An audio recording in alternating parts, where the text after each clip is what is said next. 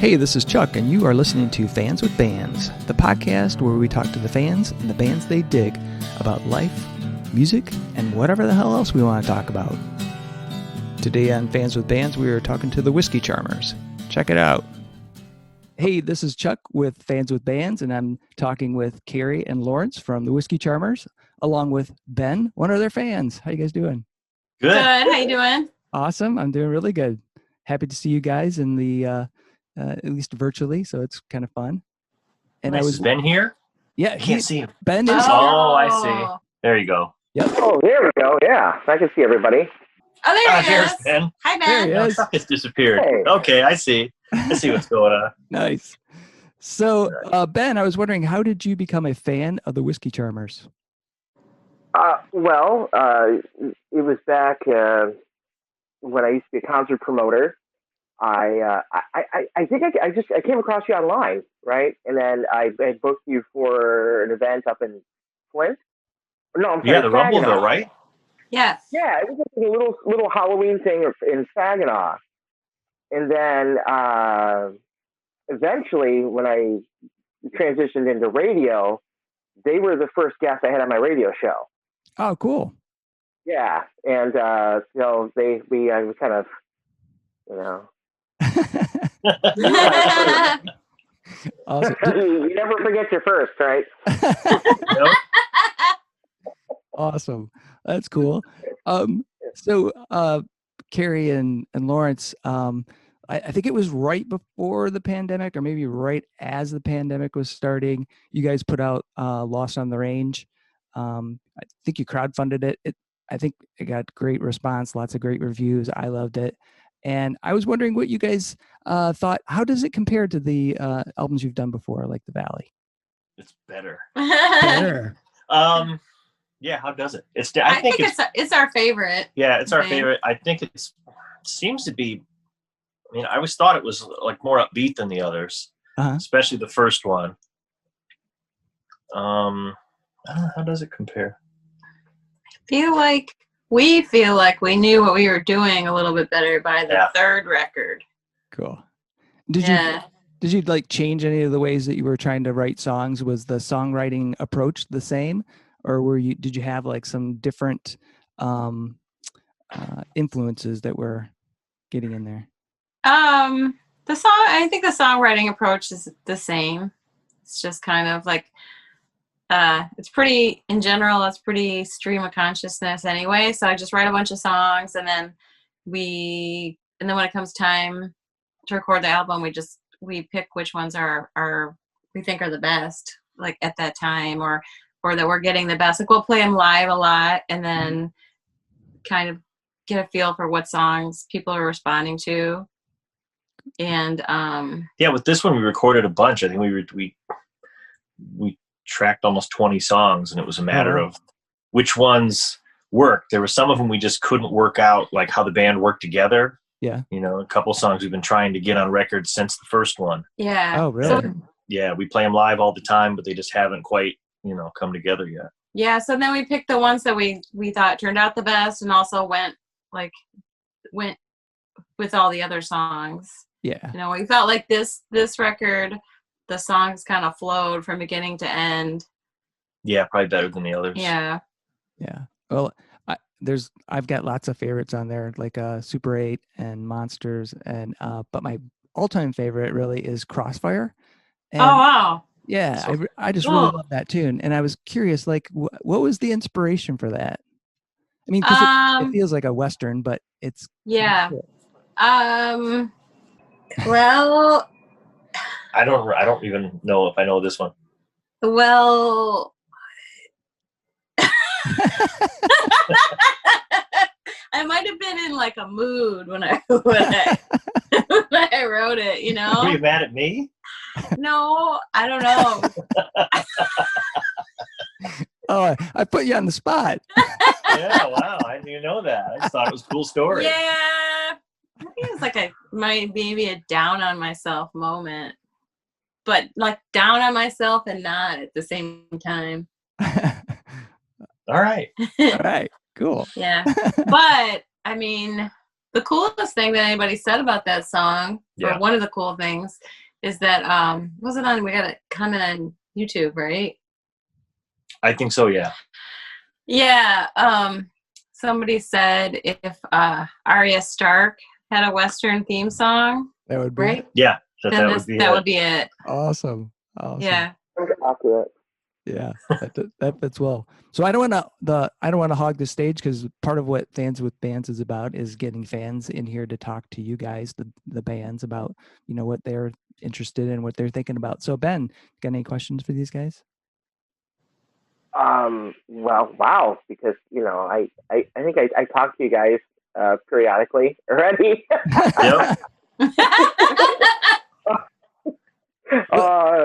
You've hand delivered a CD to me, Carrie. Yeah. One of the things I really wish, I think I asked you guys when I saw you at the Caju, is I really like that song "Human," and it's you guys were, you said you weren't ready to play that live. I mean, that song spoke to me so much, and you need to play it more live. Come on. Yeah, maybe we'll work on it, because we're playing tomorrow or this weekend.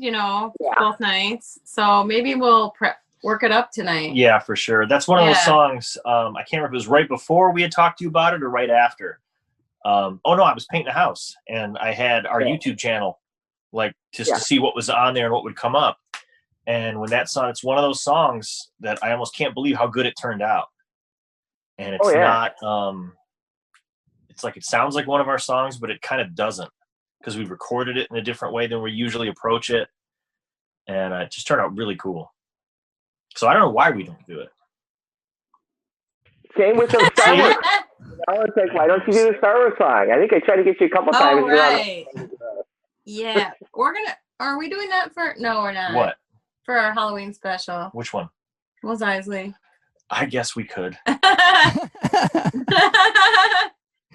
So, when you so there are certain songs that it sounds like you don't necessarily always play. Is it just because you just don't feel like they're going to fit with the atmosphere of the folks you're playing with, or you just don't feel it yourself, that they're either emotionally tough or we just musically have so tough? many. Yeah. We have so many songs we can't always play. We could probably play what, 5 hour, 4. We played 5 whole sets for a special event. Holy cow. We didn't play any covers, didn't repeat anything. Yeah. So then it was trial by fire for our bass player and drummer. We were breaking he was a newish drummer. He'd only played with us a few times. So we gave him this giant book, and he did good. He did great. Oh, that's cool. Yeah. So we just don't have time to always play them all. Yeah. And then some we just get in the habit of we haven't played them for a while, because we'll make a set, and then we'll just keep playing the same set, and then we'll get out of practice of playing some other ones we just haven't played in a while, like Human. So just tonight, we're just probably we'll go over that tonight. Yeah. Yeah, it's just a matter of having too many and probably having our favorites. Right. I think the newest ones are usually always our favorites. So if you were going to go back to the Valley, what would be the favorite off that? What do we play the most off of that?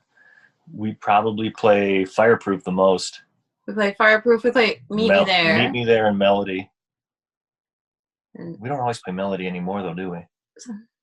Lately, it's been Meet Me There and Fireproof are the two that we play all the time. Yeah, Fireproof, that's a great song. Dirty Little Blues is the other one. Yeah, we do that. We play a lot. Yeah, Fireproof, since we recorded it, we added this really cool extended solo ending to it, which is kind of the best part of the whole song now. And it's we've been doing it for so long. When I hear the version from the record, I'm always surprised at the abrupt stop. But that was one of those things. I think the song was a week old or something when we recorded it. So we really didn't know what to do, but we knew it was cool, so we just threw it on there. And then it's kind of morphed over time. Yeah. Yeah, that's why we want to sometime maybe do a live album. So I was going to say that would be cool. Yeah. That's my dream. I want to do a live double album, but who can afford that? But it's kind of to make up for all the not so much mistakes, but we feel we've improved certain songs, and just kind of do updated versions. Or change key. We just changed the key on Meet Me There. Yeah, Oh. I've done that to a few of them. Yeah. Yeah. No, just to change it up or to change the vocals or what? Yeah, it was. We had it the way it was for a long time. It was originally written because it's in E, but it was originally written in A.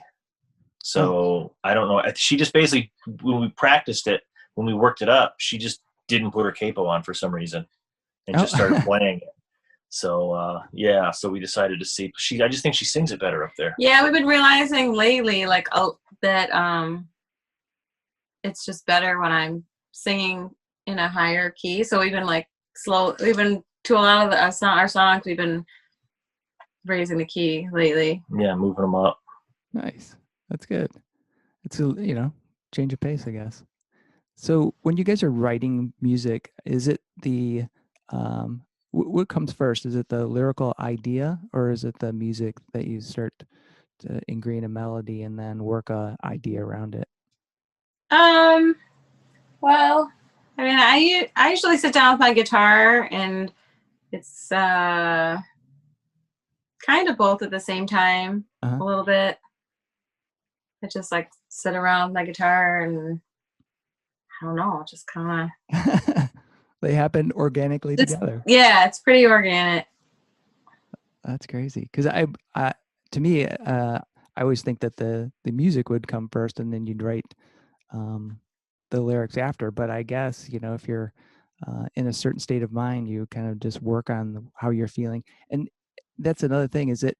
Do you like when you're writing music? Are you thinking of certain like emotions that you want to convey, or is it more about the story that you're trying to tell, or some kind of idea?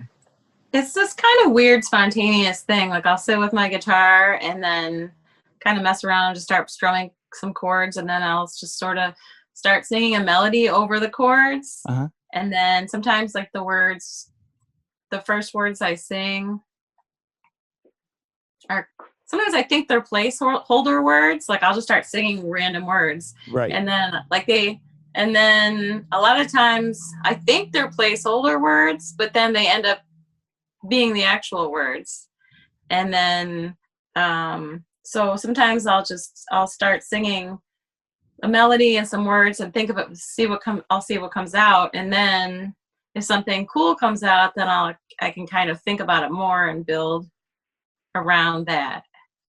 Cool. So it's, because when you were talking about like kind of spontaneous generation, I'm thinking, I thought I read somewhere or heard some interview with David Bowie where he would just take words, put them together, and then all of a sudden that would become songs. And you're like, oh wow, really? Yeah. So you're a little bit like David Bowie. He would take random words. Yeah, just take words or words that he was thinking of and just put them down, and they didn't have to be anything really. It would just be consciousness. Yep. Yeah. So you are now the new David Bowie. Well, he's got some space songs. Yeah, I was gonna say Galaxy. Come on. I got a space song. A few space songs. Yeah. Do? What else? Sorry. Well, we got the Shooting Star. Oh yeah, it's another one we've never recorded. Don't play much anymore. And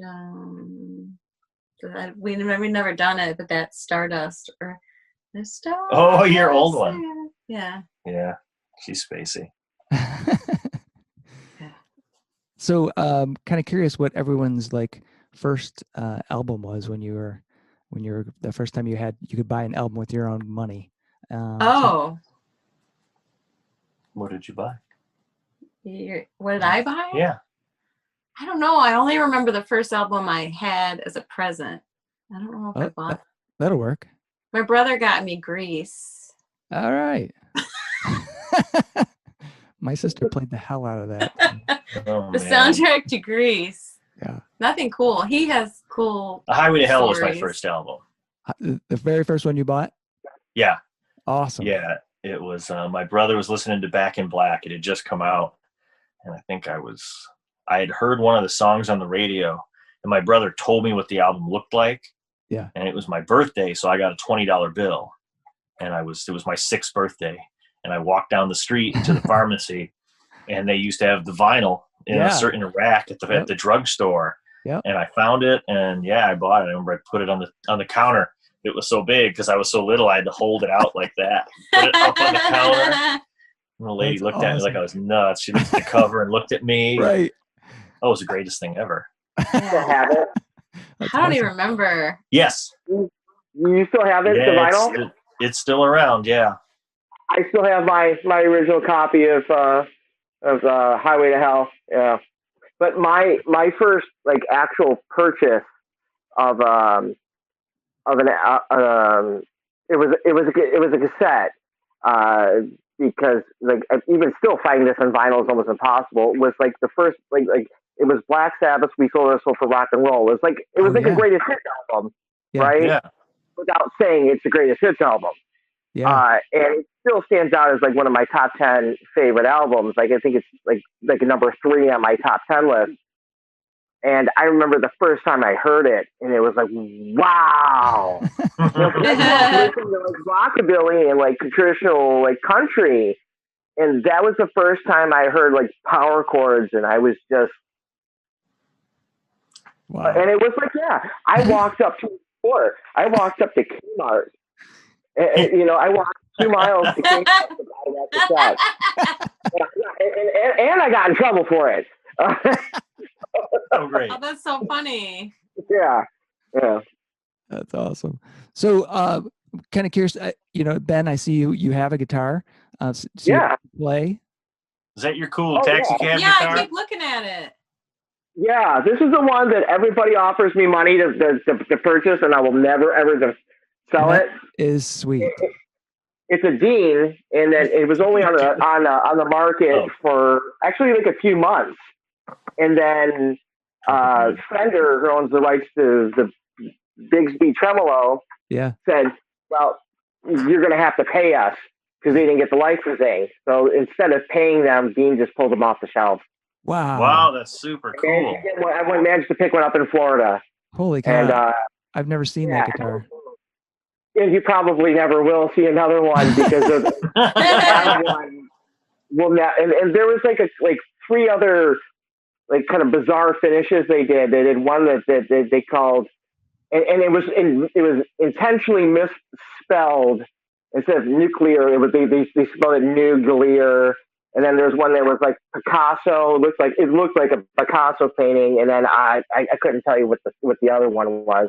But out of the 4, the cabbie, the one that looked like the taxi cab, it stood out. It was like the perfect mixture of like Brian Setzer and Rick Nielsen, Yes. So that is had to have it. Had to have it. I had it for like 15 years, and I'll never let it go. Yeah, that is. Yeah, it's awesome. Yeah, I've never seen anything. Super cool. Yeah. We had to get out our matching yellow guitar. Yeah. This is Lawrence's guitar. The yellow guitar. She had to take it off the wall. He lets me borrow it. That is awesome. Well, it's a Les Paul, so can't go wrong there. Yeah. When did you get that guitar? My brother gave this to me. Really? A couple of years ago. He was good at doing that. He was always wheeling, dealing, and finding things, and he was just like, he let me borrow it. And I went to give it back to him. He's like, "Why are you giving it back? That's yours." So I was like, "Okay, I guess it's mine." It's a Les Paul custom too, right? Yeah, because I always loved Randy Rhoads.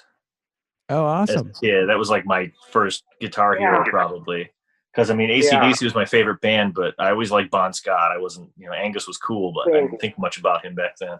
Yeah. But Randy was the first, and that was the custom was my favorite guitar of his. Yeah, by far. Yeah.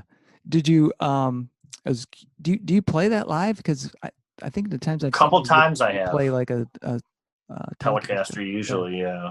Yeah, I should do some stuff to it. It's really cool. It's got P90s in it. It sounds so nice. We took it on we went on the road down through the Carolinas and in Tennessee, and that's all I played until I broke a string. You put P90s it sounds great. In the Les Paul custom, the P90s? Mm-hmm. Yeah. All right. I can get behind that. Yeah. I change the pickups in mine all the time. I mean, it's like, yeah, I can get behind that. Yes.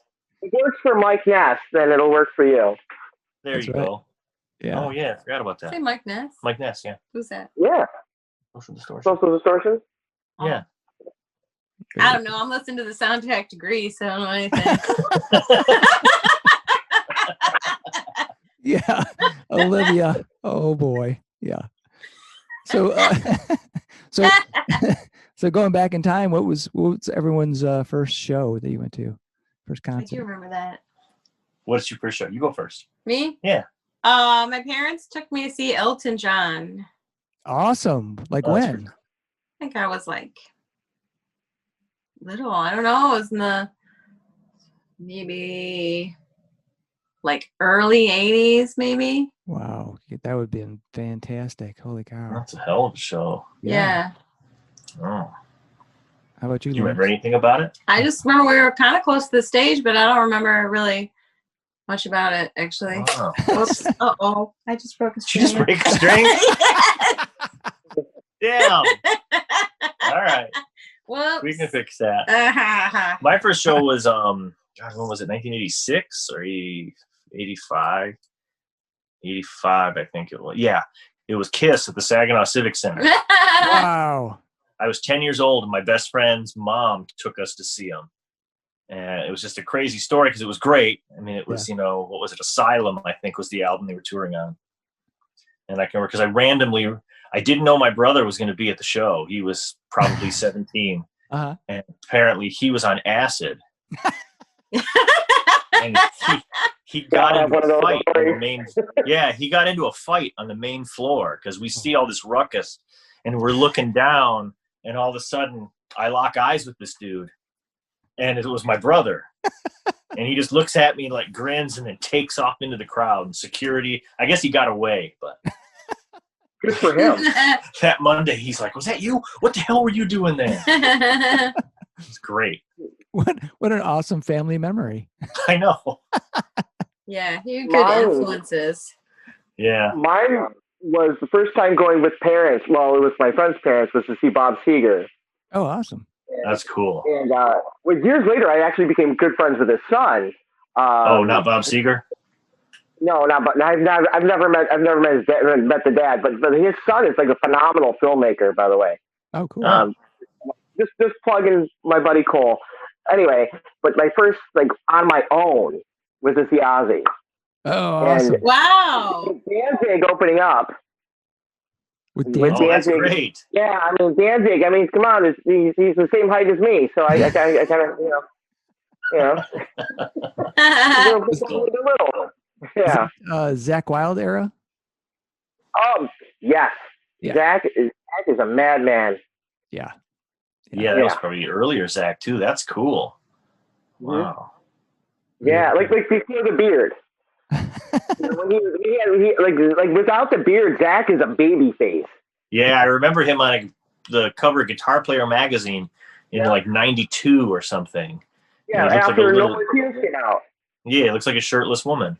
It's all this hairsprayed blonde hair. That's right. I remember that cover. I was like, oh, that's Zach Wilde. Yeah. So I know that since the COVID thing has hit, it's been super tough to play shows. But I know you guys have done some outdoor shows because I know people are dying for like live music. I went to one drive-in show, and I think somebody else had an outdoor show. But I was wondering how's that been? How has the reception been? Have people been super happy to see you and listen to your music? Yeah, it's been like it seems like people are happier than usual to see us play. Yeah, they're happy, even if it is just us. But yeah, we had some good all summer long. We had pretty good shows. We had great shows all summer long. And then this weekend, these are the last ones we have planned because we've only been doing outside shows, and so it'll be too cold. Right. And I know you guys had, I mean, you seemed like you were always on the road traveling, going to shows and stuff. So has it, I'm going to guess you've been able to do less. Are you going to try to do some stuff like down south or anything like that? Well, it's where it's still kind of warm, or are you just going to? We don't have anything planned, but we thought about it, but we don't have anything planned. We're going to try and start recording again, though. Oh, cool. This winter. Very nice. Yeah, if we're not playing, we may as well. Yeah. Yeah, this is the first time I was saying this is the first time I can, since we started the band, that I can think of that, like, we'll play these shows and we don't have any more shows. There's nothing on the books. Yeah. Yeah. So that's pretty weird. Yeah, that is kind of weird. I was curious, like when you're on the road, because I love the pictures that you guys take when, you know, boots up on the dashboard and stuff. It's kind of the signature for the Whiskey Charmers. But I'm always curious, like, what is on the radio? Do you guys listen to anything, or you just like travel in silence? Listen to all kinds of stuff. Yeah. What was that, Ben? It's gangster rap. Isn't that Carrie? Gangster rap. Gangster Yeah, rap. Gangster rap. Yeah, gangster rap. Yeah. Well, we listen to a lot of Priest. Really? Right? Yeah. I saw you guys at Priest actually at the Masonic. Yeah. Oh, that's right. Yeah. Yep. Yeah, we listen to a lot of that. We have the Sirius subscription, so Ozzy's Boneyard is on the. It cycles back between Ozzy's Boneyard and Willie's Roadhouse. Yeah, it's like back and forth a lot between those two stations, or listen to his Spotify, which has a lot of like whatever I want to force on her at the moment. You know, my band of the. You know, I went through a phase this summer for about a month where all I listened to was The Cult, and I have the biggest Spotify playlist made. So I forced that on. Been there, done that. Yep. Yeah. Have you guys? How has the streaming of your music, has it helped gather people that you may not have necessarily gotten in touch with? Somebody adds you to a playlist, and then all of a sudden somebody from Bolivia's contact you and say, "Hey, I love your music."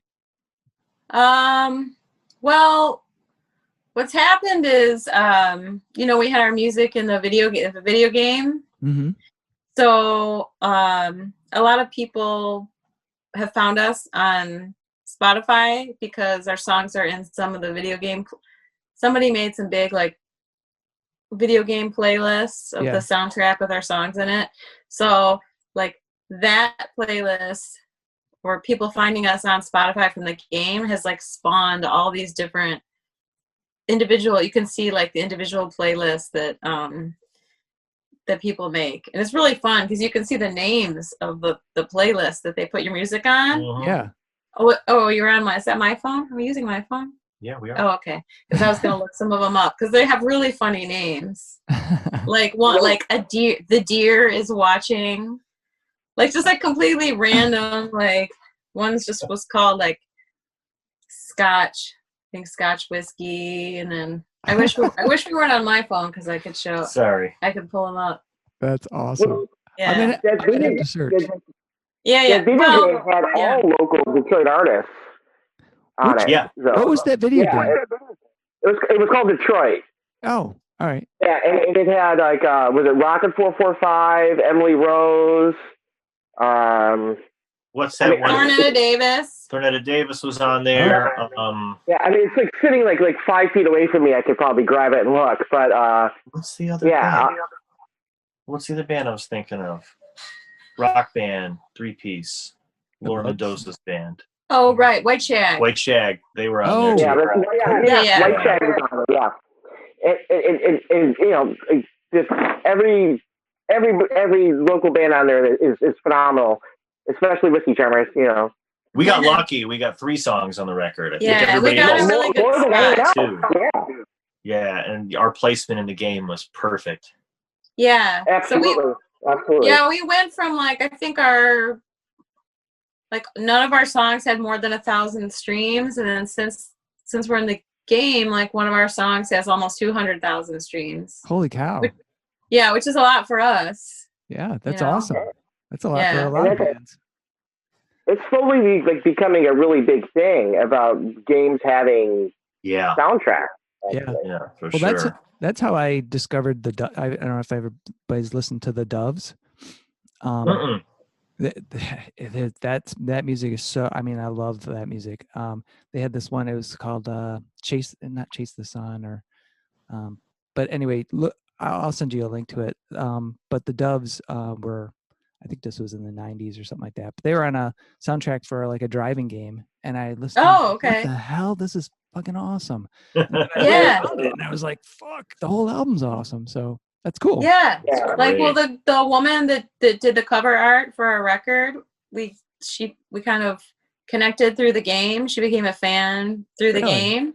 And so now I talk to her like on, I talk to her all the time. And she said like most of the music she listens to, she's found through video games. Like, I think she said she listened to Ozzy, like she knows of Ozzy Osbourne through a video game. Yeah, I think she's pretty young, isn't she? Yeah. I don't Oh, know wow. what game it was. Yeah, I don't know. I That's don't great. know. I know that there's two publishing companies out there, of games that are putting out like soundtracks that are just ridiculous. Bethesda and Rockstar, everything that they put out has music that's just, like you're finding your next favorite band, Wow. So, That's- just like with Detroit, people are finding their next favorite band of being the Whiskey Charmers. Yeah, it's not like Mario Brothers anymore. It's how I grew up. Yeah. Mario Brothers and Zelda. Yeah. Yeah. Metal bands doing that. There's some Russian surf band that did the Tetris theme, and Oh, that's great. yeah, Or, oh yeah, yeah, Yeah. Like Legend of Zelda. yeah. I played so much Stone Tetris as a kid. Oh my God, you remember that? I can't remember. I kind of. I don't know if I'm doing it right. Oh, yeah. It is. I can remember when I had a Nintendo, and my parents split up, and I got the Nintendo, and then I moved in with my dad, brought the Nintendo with me, and while I was at school, or I can't remember what I was doing, my dad and stepmom got hooked on the Nintendo. And they would sit there for hours and play Zelda. I can remember coming home from work once. I worked at like Little Caesars. I came home from work. I was like 16. And my dad's on the phone with some kid who was like telling him how to get through the graveyard and like which stone he needed to push because he was stuck. I'm like, what are you doing? How did he find some kid? I don't know. It was like my stepmom and all of her relatives were playing. With my dad in Tetris, my dad had crushed his thumb at work, and he started using Tetris as physical therapy. Oh my God, that's great. So when I go over to my dad's on the weekend, I'm like, Dad, my Nintendo. He's got this super massive thumb muscle now, just like. Right. I mean, his thumb was like almost flat, and then they had put pins in it. And that was like the old, like they told him, like, play video games. And he's like, what? Wow. So with 1 week while I was at my mom's, and he decided he'd put in Tetris. And it's like that. It was like heroin. I didn't even remember that Tetris was a Nintendo game. Yeah. Yeah, me and my stepmom used to have Tetris competitions because she could she could score a lot because she knew how to make the blocks, and I could get like way up to the really high levels where they were just falling down, but I could never score. See, this is why you're good. This is why he's good at packing the car, right? Right. Yeah. Okay. The Tetris. Because when you're on tour, it is like Tetris. I mean, it is. I've been on tour, but that's what I remember. It's like if you were good at Tetris, you got stuck packing the van. Yeah. You should watch him do it. It's pretty crazy.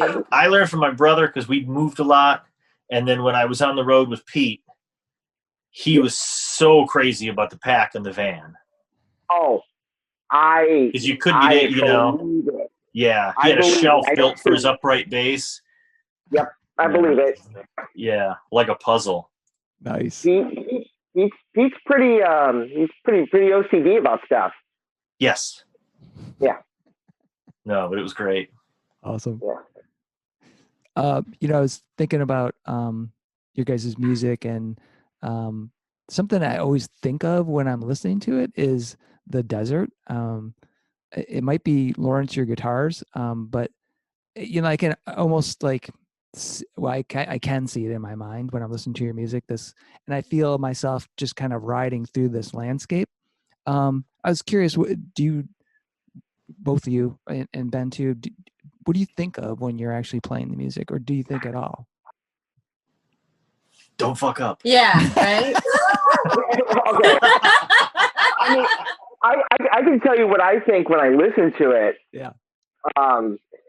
Your music, because I mean, I think I told you guys that like the way your music speaks to me so much, in on like multiple levels. Not only is it the only thing that could get my kid to fall asleep for like the first 3 months, because he would just be so mellow, but I remember traveling as a kid, like we'd be driving cross country up north, and it's and I think Neon Sign is the first was a song that made this click, and I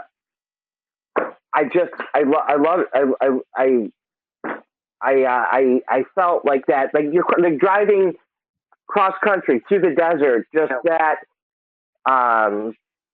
there was an element of nostalgia listening to your music, even though your music isn't that like to that level of traditional that I grew up on.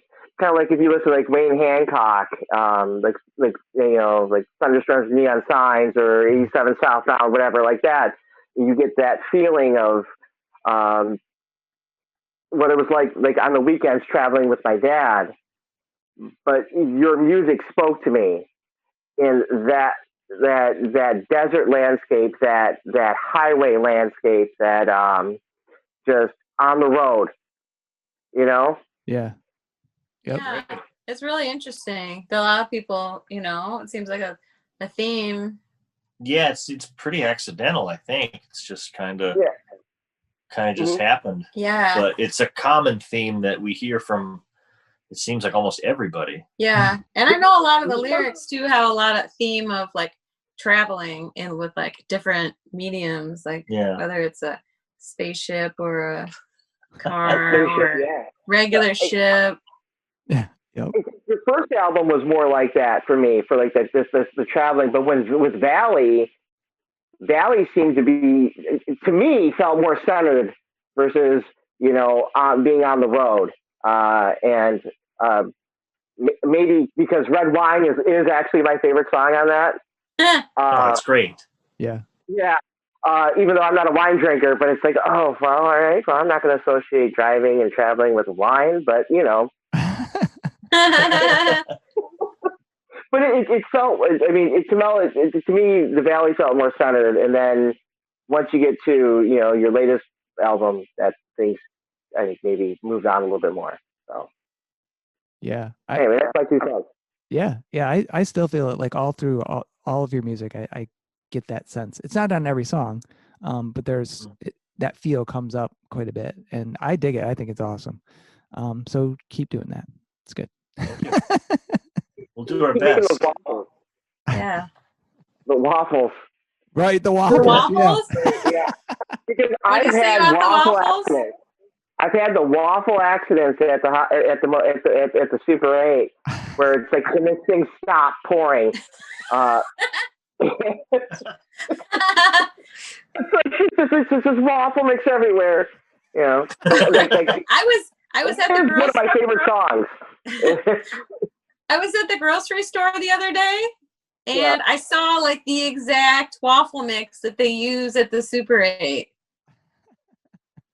Oh, which grocery store? Because we live like actually within walking distance of each other. So it was at Holiday Market. It was in Royal Oak, a Holiday Market, and I almost got it. I'm gonna have to get it. So, yeah. All right. Now I know where I'm doing tomorrow. Everyone's going to be grilling up some waffles and getting the syrup out. And Yeah, right. Yeah. Oh yeah, yeah. Oh my, yeah. The things I do for a good waffle. so, I was curious for you guys, what would be like if you could be like on tour with someone, another band? What would, what would Good that question. that ideal situation? Priest. Priest. I would pay double the ticket price to see that combo. I mean, I don't know if his fans would be very happy, but I'd be happy. That's all that matters, right? I don't know. What would be a good fit though, for real? Yeah, I really don't know. That's a good question. Yeah, that's a good question. What do you think, Ben? Would be a good matchup. For you, that's a really good one. I like low hanging fruit for me would be like Chris Stapleton. That's low hanging fruit. Mm-hmm. I would think. Oh man. Actually, I would love to see you guys with like JJ McPherson.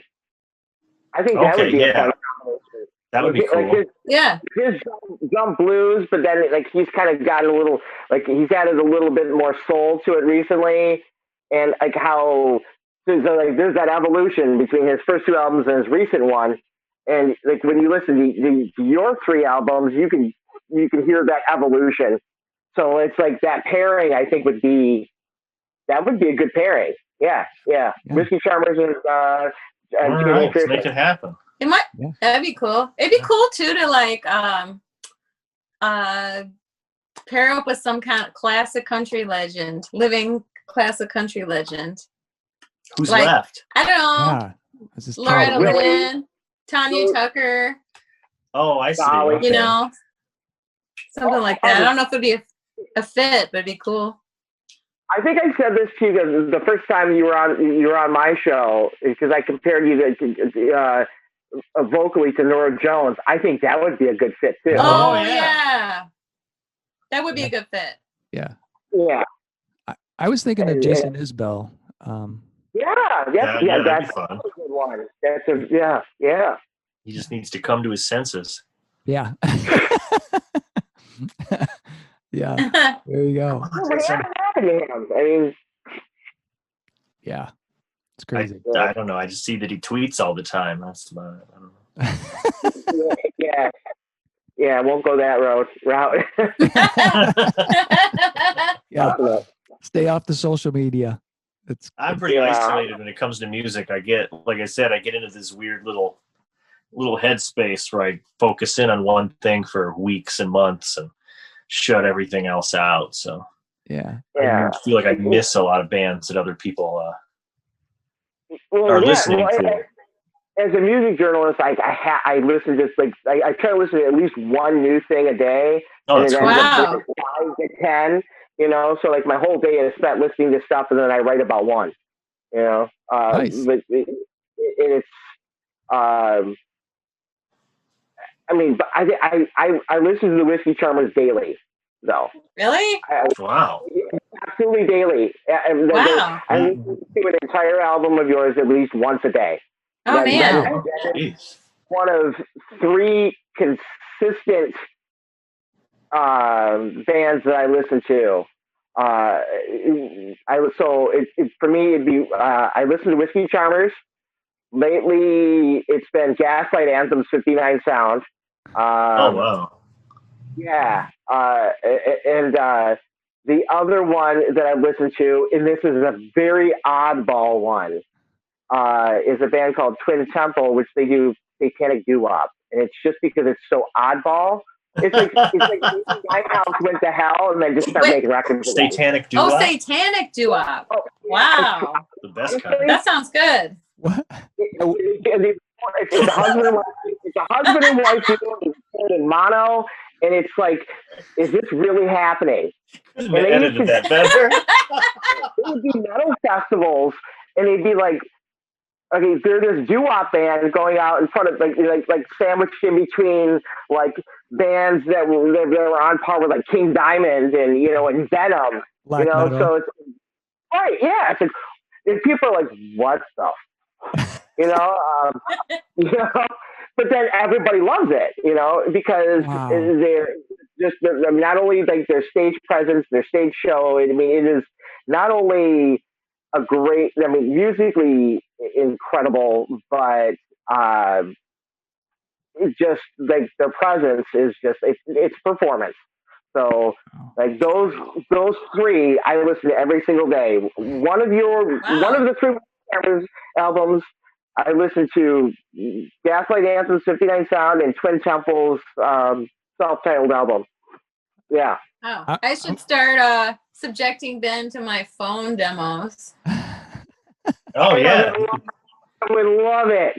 God, I've gotten some awful demos before. I guarantee yours are going to be top notch compared to some of the awful demos.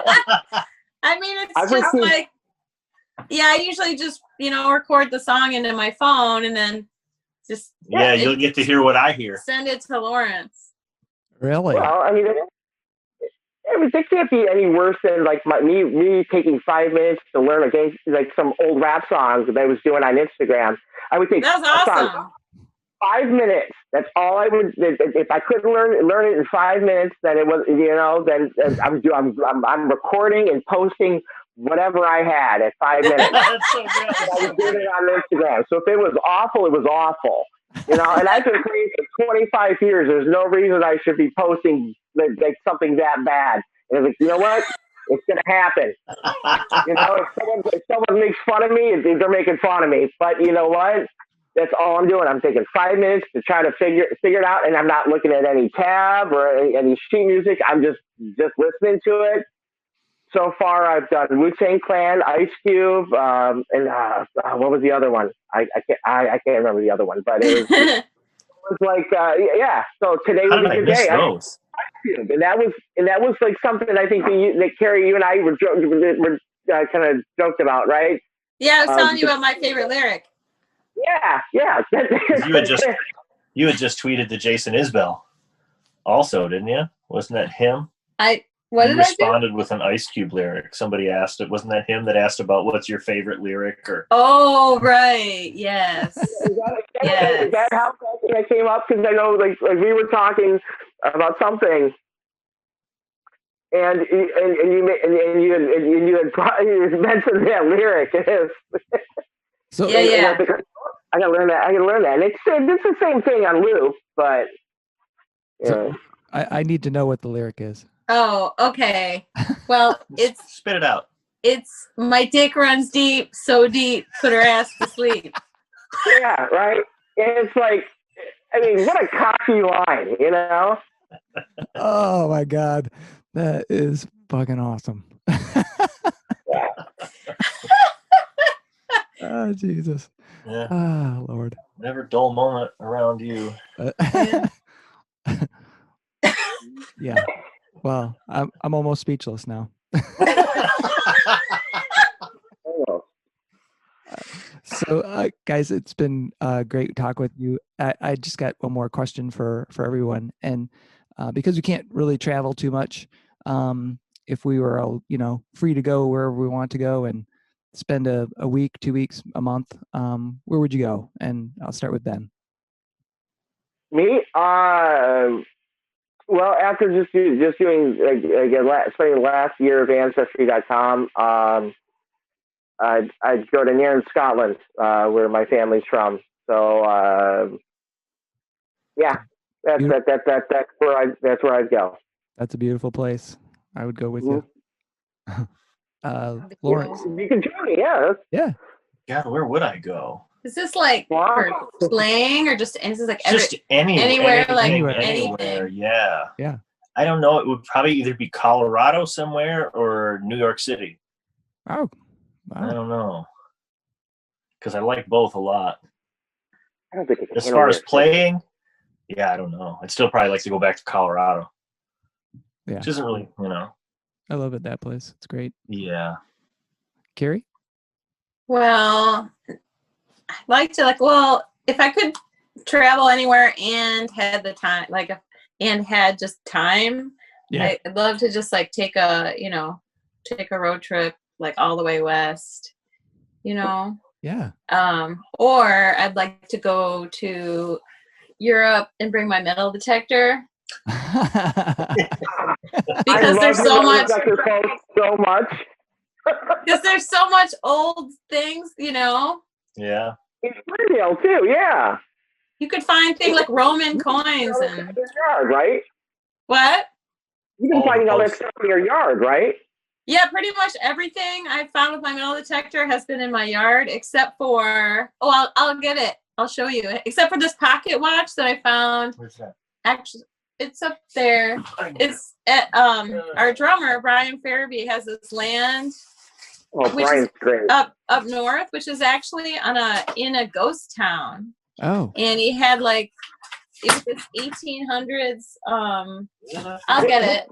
Is this 1800s homestead with the house wasn't there anymore, but the all right. But it was from the 1800s, so I found this pocket watch there from the 1800s. I'll get it. Hang on. Go. All right. Say that. I was married briefly, which is a bad idea always. But my ex-wife's grandparents owned a little house in what was a ghost town. Because it went from thousands of people to 40. Oh, wow. And I remember us contemplating buying a house there that had one time been a brothel. And it's what did he say? He's contemplating buying a house. I can buy a brothel for $1,000, but I think the town was called Temple. It was just logging, and then logging town, and then everything just disappeared. Michigan? The house used to be a brothel? No, well, no. We my ex-wife and I contemplated buying a cabin or a house near where her grandparents had a little cottage in an old ghost town. And there's only a handful of houses left, but the house that we looked at had been a brothel at one point. And cool. They were selling it for $1,000 because nobody wanted it. And it's you know what? There's a reason people don't want this. And there's a reason it's $1,000. Yeah. Brothel. It was a hard pass. But even brothel rhymes with waffle. What's that? Brothel rhymes with waffle. If you try really hard, I guess it does. Brothel's waffles. If I wake up in a brothel, I'll just make myself a waffle. So here it is. Here's the pocket watch. That is super cool. That's awesome. Ooh, I've never thought anything that cool. One of the gears just fell out. So where in Michigan did you find that? Was it in Michigan? I found that it's called Oviatt. It's kind of near Traverse City. Okay. Yeah. Okay. Yeah, I think I think I'm familiar with that. And then we wrote now we have a song called Pocket Watch, which is due to this find, which will be on. Now you're gonna do a brothel song. All right. There you go. That's a challenge. All right. You know what? I'm going to start throwing out ideas. Just the random bullshit ideas. And we're you know what? There you go. Challenge accepted. Yeah. I have done a few of those, written songs based on, we had to write a theme song for our friend as part of our crowdfunding. Oh, that's right. I remember seeing that. So we wrote, it's a Liz Lent theme song. So she just gave me a bunch of info about herself. I asked her a bunch of questions, and then we wrote our theme song. And then now my neighbor down the street, he wants me to write a song about he's some kind of toilet plunger superhero. So he's gonna pay us to. Awesome. He's gonna pay us to record the song about him. And I was like, well, what do you need to give me any more information than that. It's like, what else is there to know? He's like, I'm like, you just good at plunging toilets? He's like, yeah, that's it. Everybody's got skills, man. You know what? Yeah, you can clean that poop out. That's right. Taking care of your business. And it's a valuable skill. I mean, seriously. It is. Yeah. Well, guys, thanks again for being on, and I hope the rest of your week and month and year is fantastic, even though the pandemic is still going on, but it'll be over, and sometime we'll see each other soon in the real world. Thanks for having us on. Yeah. Thank you. Thank you very much. It's been fun. Thanks again to Lawrence and Carrie from the Whiskey Charmers and Ben for joining me on this episode of Fans with Bands. Go check out Lost on the Range by the Whiskey Charmers and be sure to seek out their live stream shows on Facebook. See the show notes for all the details and links. Thank you all so much for listening. Be sure to hit subscribe on your favorite podcast service to get each and every episode of Fans with Bands. You can keep in touch by following us on social media. This is a Life in Michigan production. Until next time, be well and kick out the jams.